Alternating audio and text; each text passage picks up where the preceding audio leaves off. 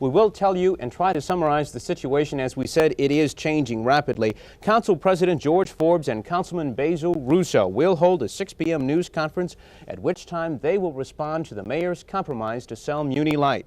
The mayor has agreed to somewhat of a compromise to sell Muni Light. He did that after the council passed a resolution this morning saying that they would increase our taxes if Muni Light is sold. You're back on 5:30, and we want to remind you that Doug Adair is standing by with several reporters at City Hall, and Mayor Dennis Kucinich will be live with Amanda Arnold on Action 3 News at 6 here in the studio. Traffic around town at this hour is a mess, to put it frankly. Everyone must be trying to hurry home. At West 98th and Lorraine, the traffic light stuck on red for both streets, making that intersection very hazardous. Also at Lorraine and Fulton, the traffic light is out completely. At Berea and Madison, a 3-car accident is blocking traffic east and west. At 30th and Pittsburgh, a car blocking traffic, and West 49th and the Shoreway, a truck is blocking the eastbound lane, and by Edgewater Park there is a car blocking the westbound traffic on the Shoreway.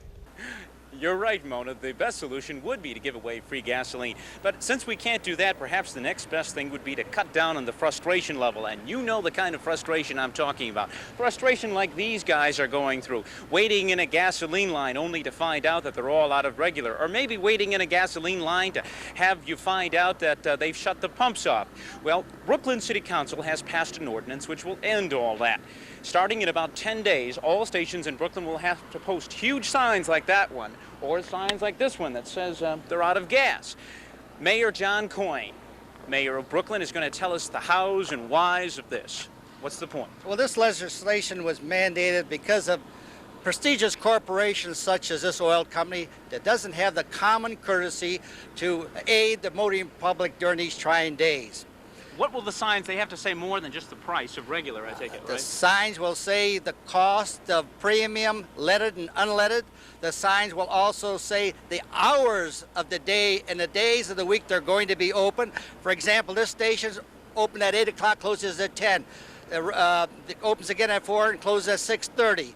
There's no unanimity among their stations whatsoever. And we're also trying to get them to post the limitations on gasoline and whether gasoline is available.